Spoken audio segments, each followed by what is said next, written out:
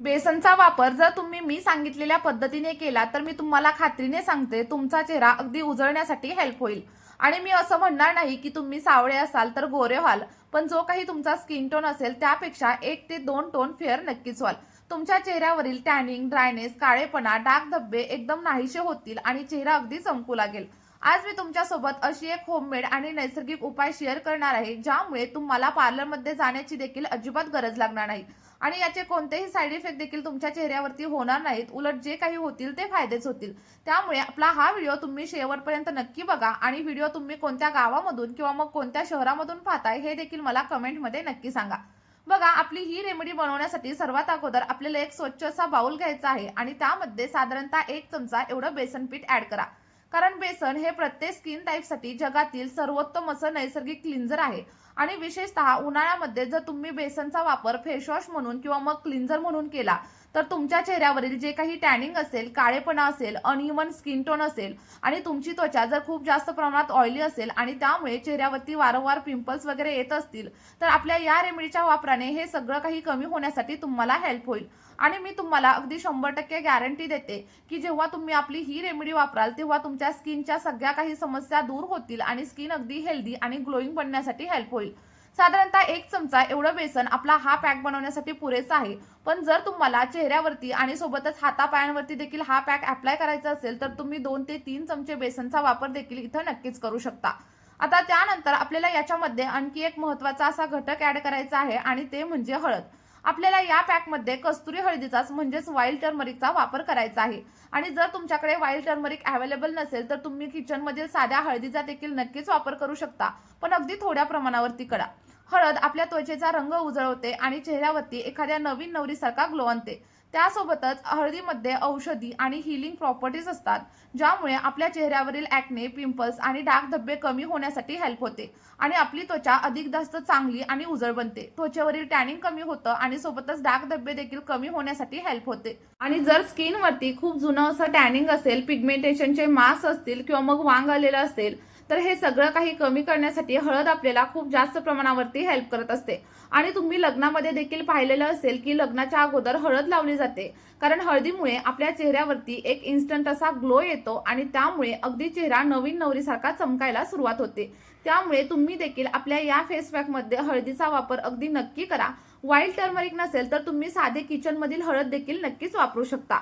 त्यानंतर आपल्याला याच्यामध्ये लिंबाच्या रसाचा देखील वापर करायचा आहे, कारण लिंबामध्ये सायट्रिक ऍसिड असतं आणि सोबतच व्हिटॅमिन सी असतं ज्यामुळे आपल्या चेहऱ्यावरती नैसर्गिक असं ब्लीच होतं आणि त्यामुळे पार्लरमध्ये जाऊन वेगळं असं ब्लीच किंवा मग फेशियल करण्याची आपल्याला अजिबातच गरज लागत नाही.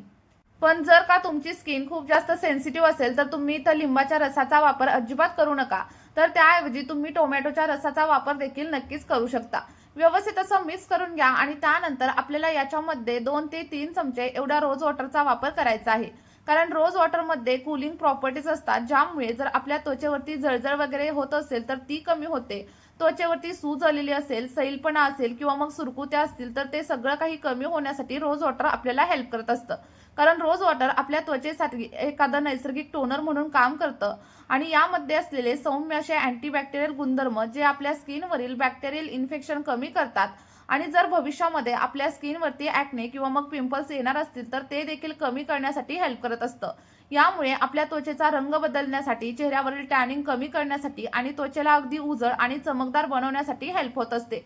जर तुमच्याकडे रोज वॉटर नसेल तर तुम्ही याच्यामध्ये दह्याचा किंवा मग कच्च्या दुधाचा देखील नक्कीच वापर करू शकता, कारण दुधामध्ये आणि दह्यामध्ये लॅक्टिक ऍसिडचं प्रमाण भरपूर असतं ज्यामुळे आपल्या चेहऱ्यावरती एक नैसर्गिक असा ग्लो येतो आणि आपला चेहरा उजळण्यासाठी देखील हेल्प होत असते. जर तुम्ही कच्च्या दुधाने चेहऱ्यावरती मालिश केलं तर इन्स्टंट असा ग्लो तुम्हाला तुमच्या चेहऱ्यावरती पाहायला मिळेल. आता सगळा काही पॅक व्यवस्थित असा मिक्स करून घ्या. याची कन्सिस्टन्सी तुम्ही जास्त पातळ देखील ठेवू नका किंवा मग जास्त घट्ट देखील बनवू नका, तर अगदी मी दाखवलेल्या कन्सिस्टन्सीमध्येच तुम्हाला पॅक रेडी करायचा आहे. आणि त्यानंतर आपण याच्यामध्ये साधारणतः 4 ते 5 थेंब एवढं नारळाचं तेल देखील ऍड करणार आहे ज्यामुळे आपल्या चेहऱ्यावरती लगेचच हेल्दी असा ग्लो येतो आणि चेहऱ्यावरती अगदी नवीन नवरीसारखी चमक दिसते. नारळाचं तेल आपल्या त्वचेसाठी एक उत्तम असं मॉइश्चरायझर म्हणून काम करतं आणि जर तुमची त्वचा खूप जास्त ऑइली असेल तर तुम्ही नारळाचं तेल टाकणं इथं टाळू देखील शकता. पण जर तुम्हाला डागमुक्त आणि लग्नासारखा ग्लो हवा असेल तर तुम्ही नारळाचं तेल आपल्या या पॅकमध्ये नक्की ऍड करा. आणि आपण वापरलेल्या सगळ्या काही गोष्टी अगदी जुन्या काळापासून आपल्या त्वचेसाठी वापरल्या जातात. अगदी आपल्या आजी आजोबा देखील या गोष्टींचा वापर त्यांच्या स्किनसाठी नक्कीच करायचे. आपल्या या पॅकचा वापर केल्यानंतर तुमच्या त्वचेमध्ये तुम्हाला हळूहळू बदल जाणवायला लागतील, जे की तुम्हाला बाजारामधील महागडे प्रोडक्ट्स देखील अजिबात देणार नाहीत. आणि आपली ही रेमेडी पूर्णपणे सुरक्षित आहे, याचा कोणताही साईड इफेक्ट आपल्या स्किनवरती अजिबात होणार नाही. आणि अगदी लहानांपासून ते मोठ्यांपर्यंत सगळेजण आपल्या या रेमेडीचा वापर नक्कीच करू शकतात. आणि याच्या वापराने आपल्या चेहऱ्यावरील छोटे छोटे केस देखील हळूहळू कमी होण्यासाठी हेल्प होईल. आता तयार झालेला पॅक चेहऱ्यावरती कशा प्रकारे अप्लाय करायचा, तर सगळ्यात पहिल्यांदा आपल्याला चेहरा स्वच्छ असा धुवून घ्यायचा आहे आणि त्यानंतर सगळ्या चेहऱ्यावरती पॅक आपल्याला अप्लाय करून घ्यायचा आहे. अप्लाय केल्याच्या नंतर 5 ते 10 मिनिटं पॅक चेहऱ्यावरती तसाच सोडून द्या आणि त्यानंतर अगदी हलक्या हाताने चेहऱ्यावरती मसाज करायला सुरुवात करा.